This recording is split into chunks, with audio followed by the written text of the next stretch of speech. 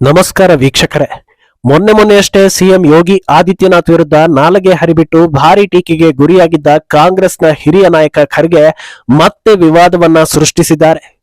RSS BJP ವಿಷ ಸರ್ಪದಂತೆ ಅದನ್ನ ಕೊಲ್ಲಬೇಕು ಅಂತ ಹೇಳಿದ್ದಾರೆ. ಅಂದಹಾಗೆ ಇದು ಸಣ್ಣ ಪುಟ್ಟ ವಿಚಾರ ಅಲ್ಲ, ಒಂದು ದೊಡ್ಡ ಸಮುದಾಯವನ್ನೇ ಕೊಲ್ಲಬೇಕು ಅಂತ ಓಪನ್ ಆಗಿ ಕರೆ ಕೊಟ್ಟಂತಾಗಿದೆ. ದೊಡ್ಡ ಮಟ್ಟದಲ್ಲೇ ಈ ವಿಚಾರ ಚರ್ಚೆ ಆಗ್ತಾ ಇದ್ದು ಖರ್ಗೆ ವಿರುದ್ಧ ಕೇಸ್ ದಾಖಲಾಗುವ ಸಾಧ್ಯತೆ ಇದೆ ಅಂತಲೂ ಹೇಳಲಾಗ್ತಾ ಇದೆ. ಇನ್ನೊಂದೆಡೆ ದೇಶದ ಭವಿಷ್ಯಕ್ಕಾಗಿ ಆರ್ಎಸ್ಎಸ್ ಮಹತ್ವದ ಹೆಜ್ಜೆ ಇರಿಸಿದ್ದು ಮುಂದಿನ ಪೀಳಿಗೆಯನ್ನ ಸರಿದಾರಿಗೆ ತರುವುದಕ್ಕೆ ದೊಡ್ಡ ಪ್ಲಾನ್ ಮಾಡ್ತಾ ಇದೆ. ಮತ್ತೊಂದೆಡೆ ತೆಲಂಗಾಣ ಸಿಎಂ ರೇವಂತ್ ರೆಡ್ಡಿ ಮಹಾರಾಷ್ಟ್ರದಲ್ಲಿ ಪ್ರಚಾರ ಮಾಡ್ತಾ ಇದ್ದು ಕಾಂಗ್ರೆಸ್ ಗೆದ್ರೆ ಮುಸಲ್ಮಾನರಿಗೆ 4% ರಿಸರ್ವೇಶನ್ ಭರವಸೆ ಕೊಡ್ತಾ ಇದ್ದಾರೆ. ಹಾಗಿದ್ರೆ ಖರ್ಗೆ ಆ ರೀತಿ ಮಾತಾಡಿದ್ದು ಯಾಕೆ? ಹಿಂದೂಗಳನ್ನ ಕಾಂಗ್ರೆಸ್ ಸರ್ವನಾಶ ಮಾಡೇ ಬಿಡುತ್ತಾ? ಆರ್ಎಸ್ಎಸ್ ಇಟ್ಟಿರೋ ದೊಡ್ಡ ಹೆಜ್ಜೆ ಏನು? ಇದೆಲ್ಲವನ್ನ ಒನ್ ಬೈ ಒನ್ ವಿವರಿಸ್ತಾ ಹೋಗ್ತೀವಿ. ಈ ವಿಡಿಯೋವನ್ನ ತಪ್ಪದೆ ಕೊನೆ ತನಕ ನೋಡಿ. ಅದಕ್ಕೂ ಮುನ್ನ ಮೀಡಿಯಾ ಮಾನ್ಸ್ಟರ್ ಚಾನಲ್ ಅನ್ನ ತಪ್ಪದೆ ಸಬ್ಸ್ಕ್ರೈಬ್ ಮಾಡಿ. ಎಸ್, ಅದ್ಯಾಕೋ ಹಿರಿಯ ನಾಯಕ ಮಲ್ಲಿಕಾರ್ಜುನ ಖರ್ಗೆ ಅವರಿಗೂ ವಿಷಸರ್ಪ ಅನ್ನೋ ಪದಕ್ಕೂ ಬಹಳ ನಂಟಿದೆ ಅನ್ಸುತ್ತೆ. ಈವರೆಗೆ ಖರ್ಗೆ ಮಾಡಿಕೊಂಡ ವಿವಾದಗಳಲ್ಲಿ ವಿಷಸರ್ಪದ ಪಾತ್ರ ದೊಡ್ಡದಿದೆ. ಈ ಹಿಂದೆ ಪ್ರಧಾನಿ ಮೋದಿಗೂ ಅದೇ ಪದವನ್ನ ಬಳಸಿ ಸುದ್ದಿಯಾಗಿದ್ರು. ಈಗ ಆರ್ಎಸ್ಎಸ್ ಹಾಗೂ ಬಿಜೆಪಿ ವಿರುದ್ಧವೂ ಕೂಡ ಇದೇ ಪದ ಬಳಕೆಯಾಗಿದೆ. ಆದ್ರೆ ಅದಕ್ಕಿಂತ ಹೆಚ್ಚಾಗಿ ಕೊಲ್ಲಬೇಕು ಅನ್ನೋ ಪ್ರಚೋದನಕಾರಿ ಹೇಳಿಕೆ ನೀಡಿರೋದು ನಾನಾ ರೀತಿಯ ಚರ್ಚೆಗಳಿಗೆ ದಾರಿ ಮಾಡಿಕೊಡ್ತಾ ಇದೆ. ಅಂದಹಾಗೆ ಖರ್ಗೆ ಅವರು ಹಿರಿಯ ರಾಜಕಾರಣಿ ಅನ್ನೋ ಕಾರಣಕ್ಕೆ ಎಲ್ಲಾ ಪಕ್ಷದ ನಾಯಕರು ಅವರಿಗೆ ಗೌರವ ಕೊಡ್ತಾರೆ. ಅವರನ್ನ ಕಾಂಗ್ರೆಸ್ ಕಡೆಗಣಿಸಿದಾಗ ಪಕ್ಷಾತೀತವಾಗಿ ಬೆಂಬಲ ಕೊಡ್ತಾರೆ. ಆದ್ರೂ ಖರ್ಗೆ ಹೀಗೆ ಮಾಡ್ತಾ ಇರೋದು ಜನರಿಗೆ ಬೇಸರ ತರಿಸ್ತಾ ಇದೆ. ಬೃಹತ್ ಸಮಾವೇಶದಲ್ಲಿ ಮಾತನಾಡಿರೋ ಖರ್ಗೆ ದೇಶದ ಪಾಲಿಗೆ ಅತ್ಯಂತ ಅಪಾಯಕಾರಿ ಯಾವುದು ಅಂದ್ರೆ ಅದು ಆರ್ಎಸ್ಎಸ್ ಹಾಗೂ ಬಿಜೆಪಿ. ಇದು ಎಷ್ಟು ಅಪಾಯ ಅಂದ್ರೆ ವಿಷ ಸರ್ಪಕ್ಕಿಂತ ಅಪಾಯಕಾರಿ. ಒಂದು ಸಲ ಕಚ್ಚಿದ್ರೆ ಮುಗ್ದೇ ಹೋಯ್ತು. ಆದ್ರಿಂದ ಇದನ್ನ ಕೊಲ್ಲಬೇಕು ಅಂತ ಖರ್ಗೆ ಹೇಳ್ತಾರೆ. ಬಿಜೆಪಿ ಒಂದು ರಾಜಕೀಯ ಪಕ್ಷ, ಅದರ ವಿರುದ್ಧ ಖರ್ಗೆ ಟೀಕೆ ಟಿಪ್ಪಣಿ ಮಾಡೋದ್ರಲ್ಲಿ ತಪ್ಪಿಲ್ಲ. ಆದ್ರೆ ಆರ್ಎಸ್ಎಸ್ ಬಗ್ಗೆ ಈ ಪರಿ ದ್ವೇಷ ಯಾಕೆ ಅನ್ನೋದು ಭಾರತೀಯರ ಪ್ರಶ್ನೆ.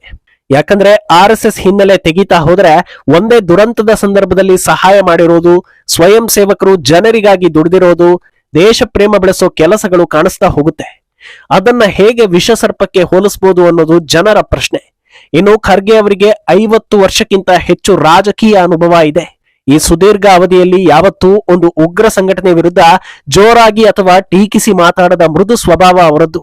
ಅಂತ ಪಾಪದ ವ್ಯಕ್ತಿ ಈ ರೀತಿ ವಿಷ ಕಾರಬಹುದಾ ಅಂತ ಜನರು ಪ್ರಶ್ನೆ ಮಾಡ್ತಾ ಇದ್ದಾರೆ. ಅಂದಹಾಗೆ ಕೊಲ್ಲಬೇಕು ಅಂತ ಹೇಳ್ತಾ ಇರೋದು ಸಣ್ಣ ಪುಟ್ಟ ವಿಚಾರ ಅಲ್ಲ. ಯಾಕಂದ್ರೆ ಇವತ್ತು ಹಿಂದೂಗಳಿಗೆ ಬೆನ್ನೆಲುಬಾಗಿ ನಿಂತಿರೋದೇ ಆರ್ಎಸ್ಎಸ್ ಹಾಗೂ ಬಿಜೆಪಿ.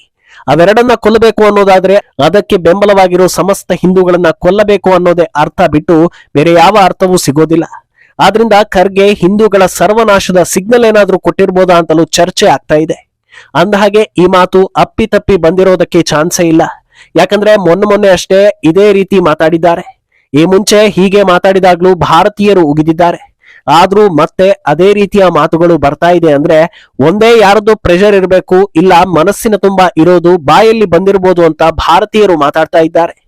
ಇನ್ನು ಮೊನ್ನೆ ಯೋಗಿಯನ್ನ ಅವಹೇಳನ ಮಾಡ್ತಾ ಇದ್ದಂತೆ ಯೋಗಿ ಖರ್ಗೆ ಕುಟುಂಬದ ಹತ್ಯಾಕಾಂಡದ ಬಗ್ಗೆ ನೆನಪು ಮಾಡಿದ್ರು. ರಜಾಕರ ಅಟ್ಟಹಾಸಕ್ಕೆ ಹೆತ್ತ ತಾಯಿ ಸಹೋದರಿ ಸಜೀವ ದಹನ ಆಗಿದ್ದನ್ನ ನೆನಪಿಸಿ ಹಿಂದುತ್ವದ ಪಾಠ ಮಾಡಿದ್ರು. ಆದ್ರೆ ಖರ್ಗೆ ಕಡೆಯಿಂದ ಅದಕ್ಕೆ ಯಾವ ಪ್ರತಿಕ್ರಿಯೆ ಬಂದಿರಲಿಲ್ಲ. ಆದ್ರೆ ಪುತ್ರ ಪ್ರಿಯಾಂಕ್ ಖರ್ಗೆ ಪ್ರತಿಕ್ರಿಯೆ ನೀಡಿ ತಮ್ಮ ಕುಟುಂಬದ ಹತ್ಯಾಕಾಂಡವನ್ನ ಸಮರ್ಥನೆ ಮಾಡ್ಕೊಂಡಿದ್ರು.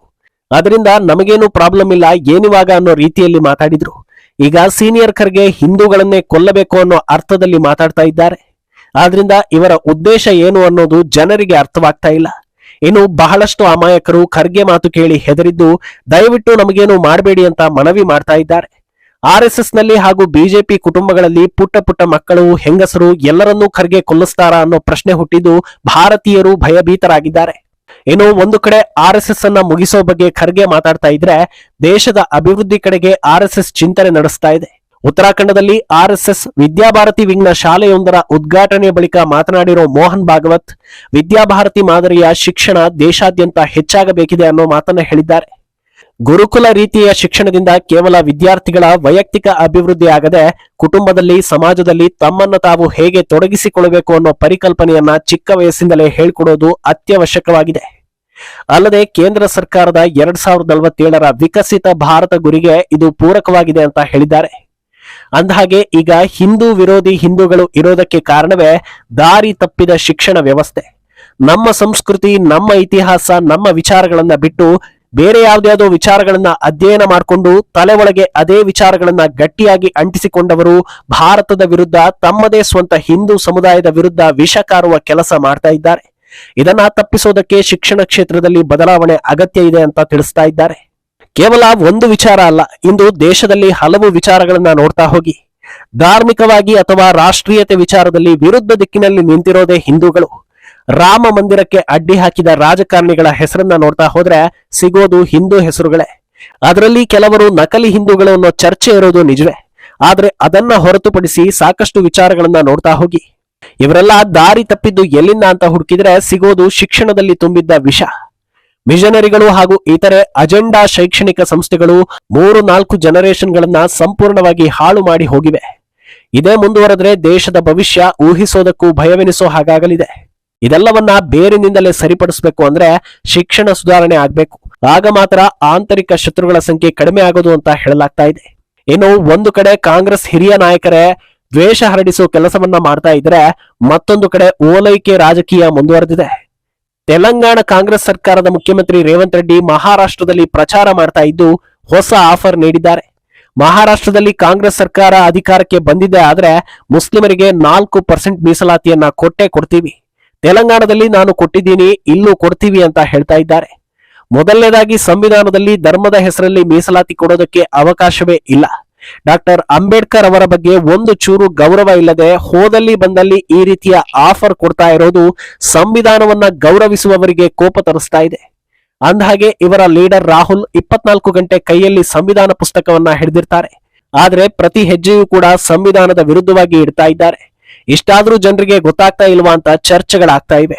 ಅಂದಹಾಗೆ ಡಾಕ್ಟರ್ ಅಂಬೇಡ್ಕರ್ ಅವರಿಗಂತೂ ಗೌರವ ಕೊಡ್ಲಿಲ್ಲ ಅನ್ನೋದು ಒಂದು ಕಡೆ. ಇನ್ನೊಂದು ವಿಚಾರ ಏನಂದ್ರೆ, ಮಹಾರಾಷ್ಟ್ರದಲ್ಲಿ ಅಗಾಡಿ ಅಧಿಕಾರಕ್ಕೆ ಬಂದ್ರೆ ಮುಸ್ಲಿಮರಿಗೆ 4% ಮೀಸಲಾತಿ ಅನ್ನೋದು ಮತ್ತೆ ಹಿಂದೂಗಳಿಗೆ ಏನ್ ಸಿಗುತ್ತೆ? ಅಗಾಡಿಯಲ್ಲಿರೋ ಎಲ್ಲಾ ಪಕ್ಷಗಳ ಮುಖ್ಯಸ್ಥರನ್ನ ನೋಡೋದಾದ್ರೆ ಎಲ್ಲರೂ ಹಿಂದೂ ಹೆಸರಲ್ಲೇ ಇದ್ದಾರೆ.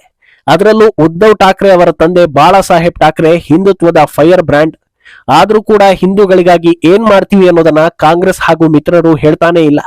ಆದ್ರಿಂದ ಭಾರತದಲ್ಲಿ ಮುಸ್ಲಿಮರಷ್ಟು ಲಕ್ಕಿ ಯಾರು ಇಲ್ಲ ಅಂತ ವ್ಯಾಖ್ಯಾನಿಸಲಾಗ್ತಾ ಇದೆ. ಕೇಳಿದ್ರು ಕೇಳದೇ ಇದ್ರು ಎಲ್ಲಾ ಫೆಸಿಲಿಟಿ ಕೊಡೋದಕ್ಕೆ ಕಾಂಗ್ರೆಸ್ ಹಾಗೂ ಮಿತ್ರರು ರೆಡಿ ಇರ್ತಾರೆ. ಅಂದಹಾಗೆ ಕಾಂಗ್ರೆಸ್ಗೆ ಮತ ಹಾಕೋ ಜನರ ಪೈಕಿ ಹಿಂದೂಗಳ ಸಂಖ್ಯೆಯು ದೊಡ್ಡದೇ ಇದೆ. ಆದ್ರೂ ಕೂಡ ಯಾವ ಲಾಭ ಇಲ್ಲದೆ ವೋಟ್ ಹಾಕಿ ಕಾಂಗ್ರೆಸ್ ಅನ್ನ ಗೆಲ್ಲಿಸ್ತಾ ಇರೋ ಹಿಂದೂಗಳಷ್ಟು ಶ್ರೇಷ್ಠ ಜನಾಂಗ ಬೇರೆ ಎಲ್ಲೂ ಇಲ್ಲ ಅಂತ ಕೆಲವರು ಹೇಳ್ತಾ ಇದ್ರೆ, ಇನ್ನು ಕೆಲವರು ಬುದ್ಧಿ ಇಲ್ಲ ಅಂತ ಹೇಳ್ತಾ ಇದ್ದಾರೆ. ಒಟ್ನಲ್ಲಿ ಅನ್ಸ್ಟಾಪಬಲ್ ಅನ್ನೋ ಹಾಗೆ ಹಿರಿಯ ನಾಯಕ ಖರ್ಗೆ ವಿವಾದಗಳ ಮೂಲಕ ಸುದ್ದಿ ಆಗ್ತಾ ಇದ್ದಾರೆ. ಆದ್ರೆ ಈಗ ಕೊಲ್ಲೋದಕ್ಕೆ ಕರೆ ಕೊಟ್ಟಿರೋದು ಭಾರತೀಯರಲ್ಲಿ ಆತಂಕವನ್ನ ಹೆಚ್ಚಿಸ್ತಾ ಇದೆ. ದೇವರೇ ಖರ್ಗೆ ಕೈಯಿಂದ ನಮ್ಮನ್ನ ಕಾಪಾಡಪ್ಪ ಅಂತ ಅಮಾಯಕರು ದೇವರ ಮೊರೆ ಹೋಗೋ ಪರಿಸ್ಥಿತಿ ಬಂದಿದೆ. ಮುಂದೇನಾಗಲಿದೆ ಅನ್ನೋದನ್ನ ಕಾದು ನೋಡ್ಬೇಕು. ಈ ಬಗ್ಗೆ ನಿಮ್ಮ ಅಭಿಪ್ರಾಯವನ್ನ ತಪ್ಪದೆ ಕಮೆಂಟ್ ಮೂಲಕ ತಿಳಿಸಿ.